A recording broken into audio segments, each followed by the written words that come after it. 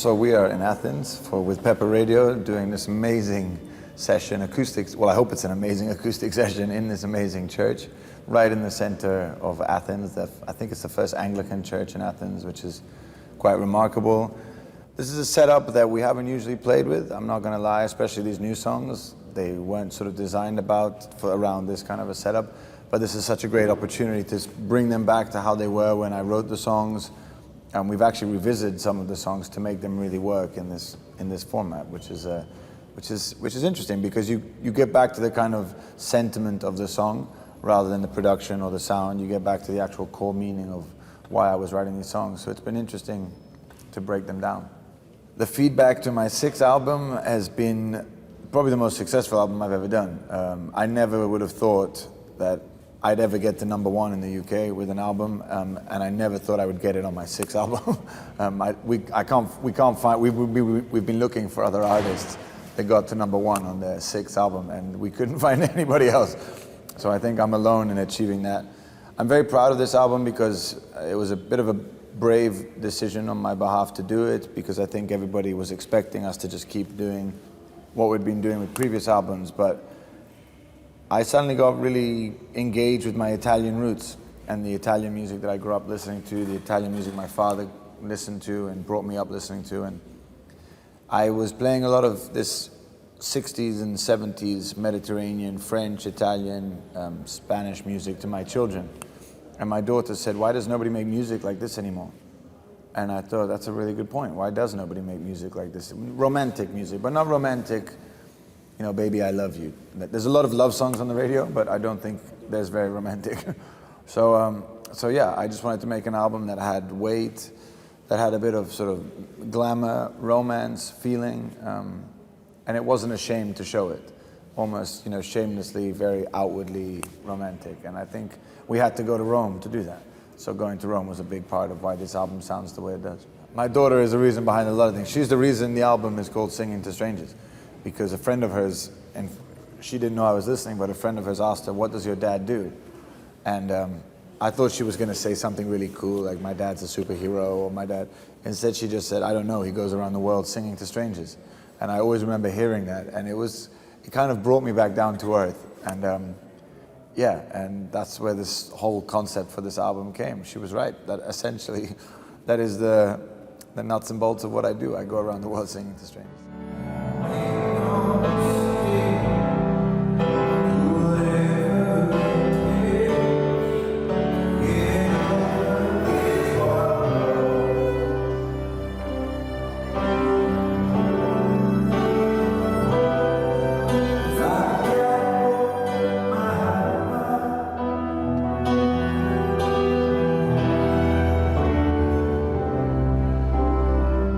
When it came to making this record, there was one city I had in mind, which was Rome, because a lot of the music I was being influenced was recorded in Rome.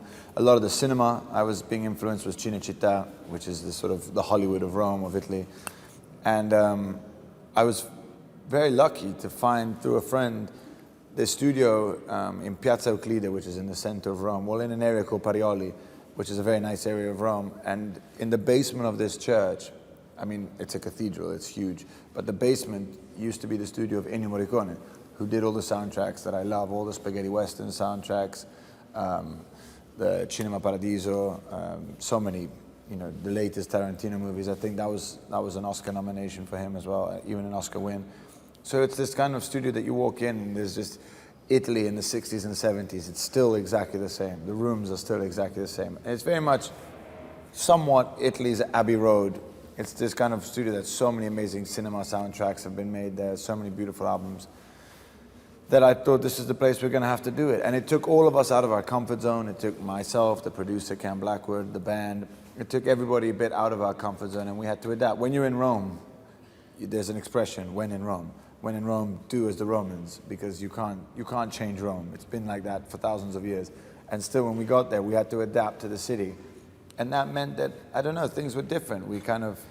I think it humbled us, and it made us really go into the world that I was trying to create as well. Whereas if we were in a studio in London, and I'd been talking about all this great Italian cinema and Italian music, we would have tried to copy it. But instead, being in there, I think it really rubbed off on us and we felt part of it. So I think you can hear it on the record. I hope, I mean, that's why Candlelight, the song that opens the record, I hope the minute you either put the needle on the record or push play or whatever it is you listen to music, that in that opening first 5 seconds, you hear Rome.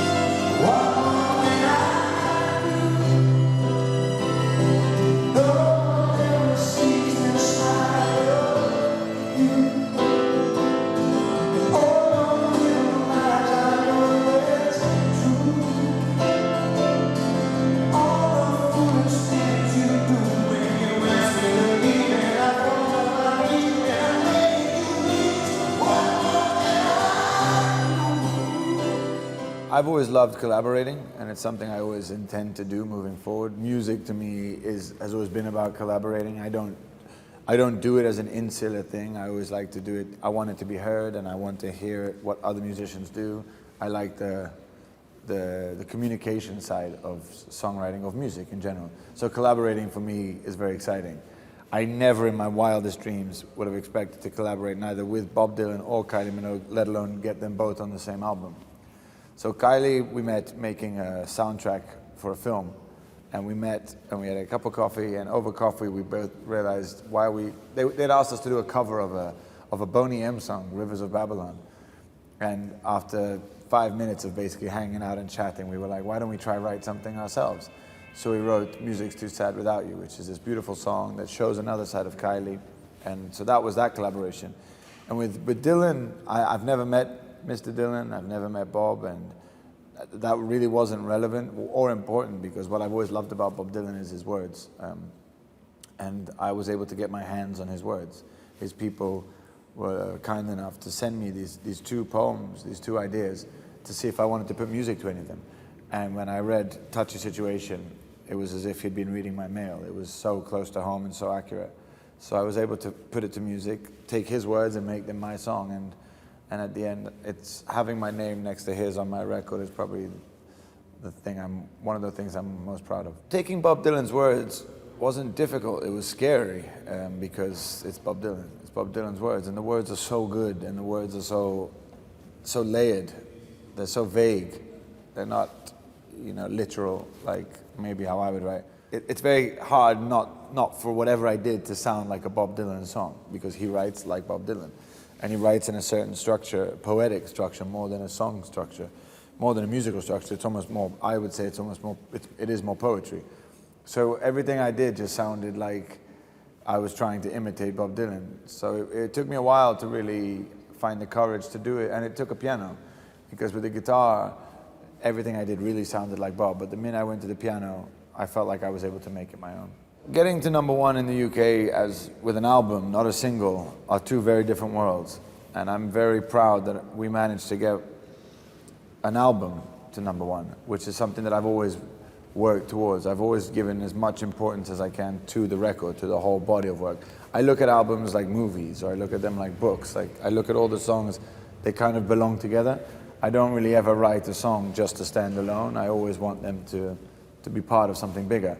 So to get that with an album is it's something I'm very proud of because of the way in which we did it, and the way in which our fans, the people that in England, in the UK, in Scotland especially, have been really backing us at times where the music industry turned its back on me for a long time. But our fans, people out on the road, because we went touring and traveling so much, that was the reason we got there. That's how we got that #1 record. And it shows, if you come to our shows in the UK, you can feel it. People have been with us for a long time. They're not there to listen to one song. Some of them are there to listen to songs from 10 years ago. So it's lovely. It's an amazing feeling. It's an amazing achievement. Promise me you'll wake up next to me,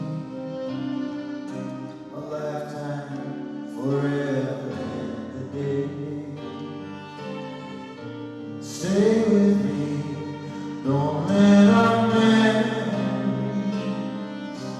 take from us the life we have today. This feeling that I feel, I don't wanna hide. In the night, how I like to see you say my name in the dark. It's not the same. I don't think I could ever pick a favorite song of mine, but there have definitely been songs that have, how could I say, bookmarked my career. Catapult was a song I wrote with the incredible John Green, and that was, playing that on the Graham Norton show for the first time, definitely changed my career almost overnight.